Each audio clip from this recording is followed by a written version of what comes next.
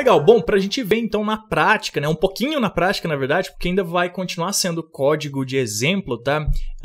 Eu preparei então uma lista de tarefas, né, para o nosso software executar. Então imagina que essa lista de tarefas vai ser similar a essa aqui, né? Essa aqui está no slide só de exemplo, na verdade, mas imagina que essa lista de tarefas vai ser a nossa thread principal aqui, né, nossa lista de itens principal do nosso loop, beleza? E aí então o nosso loop vai começar a ler cada uma dessas tarefas e a gente vai ver o que acontece com elas, quando elas são executadas, quais são síncronas, quais são assíncronas, porque eu quero que você entenda esse conceito de sync e async, porque é a base para você começar a usar promise, async e await, tá? E para você principalmente saber quando usar promise, async e await, etc e tal, tá? Se você não sabe essa base, você não entende a diferença, você pode usar errado, ou você pode não saber quando usar, e isso é ruim, tá? Então você precisa entender essa base. Vamos lá, então. Naquele arquivo que eu comecei na aula passada, o nosso syncasync.js, eu já preparei aqui umas tarefas, né? Então imagina que a gente vai ter nosso loop rodando, e como sempre, em qualquer arquivo JavaScript, o nosso loop vai fazer o quê? Deixa eu fechar aqui. Acho que assim fica mais bonitinho, né? Beleza. Então, o que vai acontecer? Nossa lista de itens vai começar a ler item por item no modo síncrono, beleza? Então, vai ler o console log tarefa 1, vai logar tarefa 1, console log tarefa 2, console log... E aqui, ó, na verdade, eu não tenho direto um console log, eu tenho uma função, tá? Que eu quero te mostrar também que funções também são tarefas, ou seja, qualquer coisa que a gente peça para o nosso JavaScript executar, vai ser um item naquele loop, tá? Naquela thread principal, naquela task list, digamos assim, tá? E aí a gente executa, então, essa função logo em seguida, que vai fazer o quê? Vai executar um console log, tranquilo. Aqui eu tenho um código comentado, que daqui a pouco a gente vai descomentar ele, eu já falo. Mas então depois... Ops, faltou comentar essa linha aqui também, tá? Beleza. Por enquanto não precisa preocupar com esse código comentado, daqui a pouco eu vou descomentar ele e explico, tá? E aí depois a gente tem um console log simples tarefa 4, tá?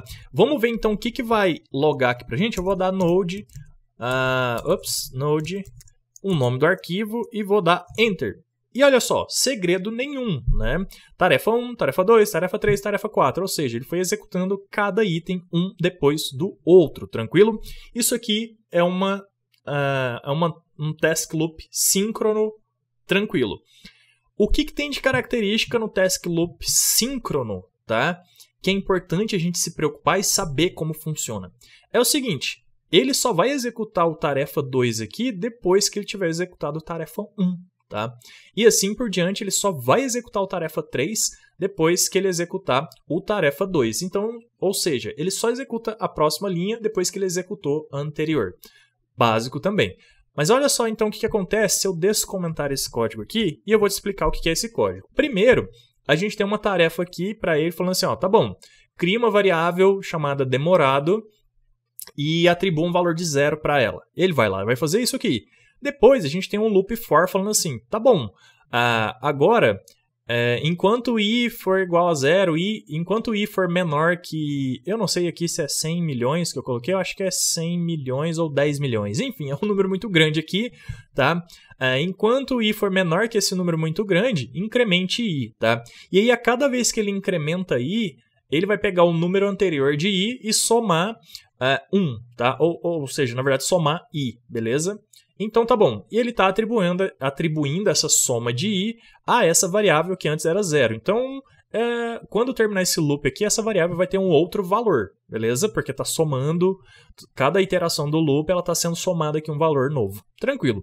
E aí depois a gente tem mais uma tarefa aqui agora, que é o seguinte, console log demorado, que vai ser o valor que vai estar aqui depois de todo o loop, certo? E também uma string depois aqui, no mesmo log, tranquilo? E por último, tarefa 4. Vamos ver o que vai acontecer, e eu quero que você preste atenção, depois que logar a tarefa 3, o que vai acontecer, tá? Vou chamar o nosso arquivo aqui de novo, e olha só. Demorou uns 3 ou 4 segundos para ele logar esse númerozão grande aqui pra gente, gigante, e depois logar o tarefa 4, tá? Eu vou fazer de novo para você ver mais uma vez. Eu vou dar um clear aqui, agora eu vou chamar de novo, tá? E vamos ver. 1, 2, 3, uns 3 segundos demorou, né? E aí só depois, então, ele logou o tarefa 4. O que que isso significa? Basicamente o que eu acabei de falar. Numa lista síncrona, tá? Uma tarefa só vai ser executada depois que a tarefa anterior tiver sido terminada, tá? Ou executada. Então é o que aconteceu aqui. Enquanto ele não terminou o loop, e aí depois que ele termina o loop e tal, ele encontra o console log demorado aqui, aí ele loga pra gente e só depois ele vai logar o tarefa 4. Beleza. No que isso implica na vida real pra gente? Bom, tem algumas situações onde a gente não vai poder deixar o nosso código esperando alguma informação anterior, tá? E às vezes a gente tem que tratar isso aí, tá? Mas antes de entrar nesses pormenores, vamos fazer o seguinte, vamos entender agora o assíncrono, tá? Então isso aqui é o síncrono, é assim que o síncrono funciona e é isso que eu preciso que você entenda de síncrono, que inclusive é o padrão, tá? O JavaScript por padrão é assim. Mas, deixa eu comentar isso aqui tudo de novo agora, tá? Eu tenho uma outra listinha de tarefas aqui embaixo. E essa listinha de tarefa aqui embaixo, ela tem algumas tarefas que são assíncronas, tá? E aí vamos ver então como funciona isso aqui, tá? A gente tem um console log tarefa 1, aí aqui a gente tem um set timeout tarefa 2 depois de 3 segundos, beleza? E aí depois eu tenho uma promise, que a gente não viu ainda, a gente vai ver, fica tranquilo, mas eu quis incluir ela aqui porque ela também é uma atividade, um método, né? Uma propriedade do JavaScript, uma tarefa assíncrona, tá? E por último, então, um console log simplão aqui. Eu vou rodar isso aqui do jeito que tá e eu quero que você preste atenção no que vai logar ali agora, tá? Vamos ver. Enter. E foi. Beleza. Então, olha só o que aconteceu. A gente tem tarefa 1, console log simples, beleza? Tarefa 4, ou seja, foi lá para a última. Depois a gente tem tarefa 3 e aí só depois tarefa 2. Por que isso aconteceu, tá? Diferente do anterior, que foi tudo na ordem corretinha e tal. Por que isso aqui aconteceu? Basicamente isso aqui aconteceu porque é o seguinte, a gente tem duas tarefas que são assíncronas por padrão, tá? E uma tarefa assíncrona, o que acontece com ela? Vamos pegar aqui no nosso diagraminha. A gente tem a nossa task principal aqui. O que é macro, tá? Ou seja, o que está rodando aqui nessa linha de fora, que são os nossos dois console logs, tá? Eles vão rodando conforme o nosso loop principal aqui, a nossa linha principal, vai achando eles. Então, achei o primeiro console log. Opa, não é assíncrono? Roda. Joga para macro, lista de macro e roda, tá? Achou o nosso set timeout, que eu coloquei lá em segundo? Isso, achou o set timeout. Aí falou, opa, esse cara aqui, ele é assíncrono, porque ele tem um timing aqui de 3 segundos e ele só vai me retornar um valor ou fazer qualquer coisa que eu estou pedindo lá dentro depois de 3 segundos. Aí ele pega esse cara e joga para as microtasks, beleza? Aí ele continua o loop dele. Essa é a diferença, tá? No assíncrono, ele não vai ficar aqui esperando 3 segundos para só depois desses 3 segundos ele passar para a próxima tarefa. O que ele vai fazer? Quando ele encontra um código assíncrono, ele joga para as microtasks, não para o código, não trava o código como na síncrona, que a gente viu lá naquele loop, e ele continua. E ele vai achar a próxima coisa. E na nossa próxima coisa a gente colocou mais uma tarefa síncrona, tá? Desculpa, assíncrona, tá? Que é uma promise. Então se ele achou mais uma assíncrona, ele falou assim, poxa, mais uma assíncrona? Beleza, vou jogar lá para as microtasks, vou esperar ela ser resolvida, e vou pular para a próxima. E aí ele pulou para a próxima, continuou o loop, e aí ele achou o quê? O nosso console log tarefa 4. Ele falou, opa, essa aqui não é assíncrona, então eu posso já despachar ela agora. E aí ele despacha o console log 4, tá? E aqui no nosso desenho a gente tem mais 2 tarefinhas, mas no nosso exemplo não tem. Então acabou por aí e terminou o loop, tá? Terminou? Não terminou. Por que aconteceu? Aí ele falou assim, beleza, terminei tudo. Antes de eu iniciar o meu próximo ciclo de loop, ver se tem mais alguma coisa para eu fazer e tal, eu preciso retornar nas minhas 2 microtasks que eu guardei, que são quais? O set timeout e o promise, tá? Então, depois que ele loga o nosso console log 4, ele retorna na lista de microtasks e fala assim, beleza, deixa eu resolver essas 2 paradas aqui agora, que ficaram guardadas aqui como microtasks, antes de eu iniciar um novo ciclo de loop e ver se tem novas tarefas, novas coisas para eu fazer, beleza? E aí ele volta então nas microtasks, e o que acontece? Ele resolve primeiro a 3, que é a promise, e depois a 2, que é o set timeout. O que tem a ver essa ordem, então? Por que veio a 3 primeiro e depois a 2? Bom, isso aqui vai depender o quê? Do tempo que demora para cada uma ser resolvida. Basicamente isso. A que resolver primeiro, executa primeiro, tá? Por quê? Porque elas são tasks independentes. Uma não depende da outra, não estão correlacionadas. Vou te dar um exemplo imaginário, mas que existe praticamente em quase 100% dos aplicativos. Quase, tá? Vamos lá, nem todo aplicativo... Na verdade, estou exagerando, vai. Mas tem a maioria, eu acho, dos aplicativos tem o que eu vou falar agora, que é o quê? Login, tá? Então, a maioria dos aplicativos tem usuários. E os usuários, então, vão lá e faz o quê? Insere o nome de usuário, ou e-mail, que seja, senha, clica no botão login. Quando ele clica nesse botão login, o que vai acontecer? Bom, é uma tarefa da nossa aplicação, certo? É um evento, que seja. E isso aí vai disparar um post, tá? Um post request, ou seja, ele está enviando dados para o servidor. E o servidor vai lá, vai no banco de dados e fala, tá bom, esse aqui é o usuário fulano de tal, entendi. E que dados você está pedindo dele? Aí vai, o back-end resolve tudo isso e devolve esses dados para o front-end. E o front-end, então, vamos imaginar ainda nesse exemplo que ele vai pegar, então, sei lá, o nome desse usuário e o avatar, a URL da foto de avatar, e vai colocar num componente lá no topo que mostra o nome e uma fotinha do lado. Beleza. Até isso tudo acontecer... Vamos imaginar que esse servidor está lento por algum motivo, ou a conexão está lenta, qualquer que seja o problema, tal, e que demorou, sei lá, 5 segundos para isso acontecer.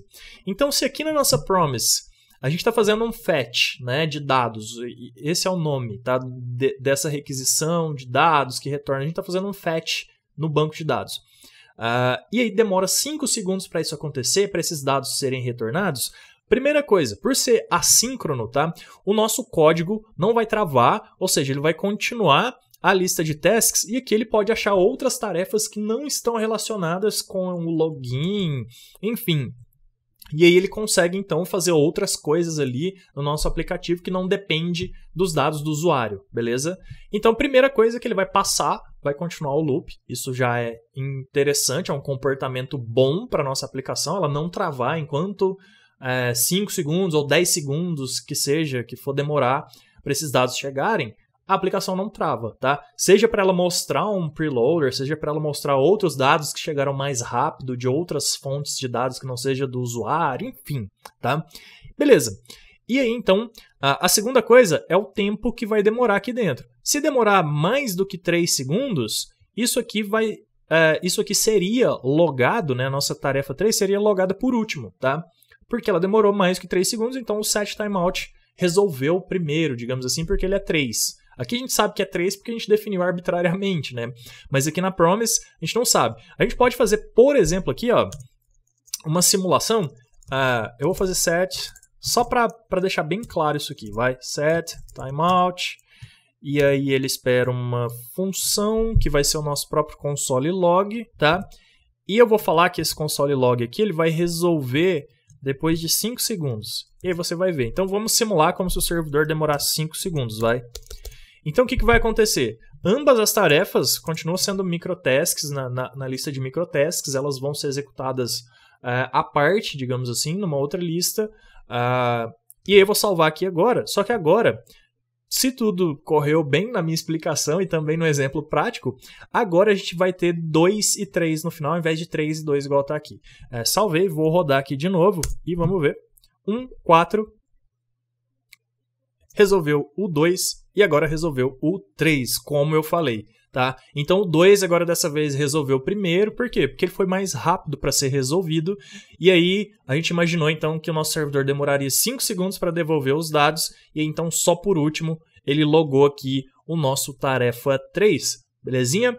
Bom, então é isso é código síncrono e código assíncrono, e agora que você já sabe o conceito de código síncrono e código assíncrono, você já pode aprender e você vai entender melhor o que é promise o que é async, o que é await, tá?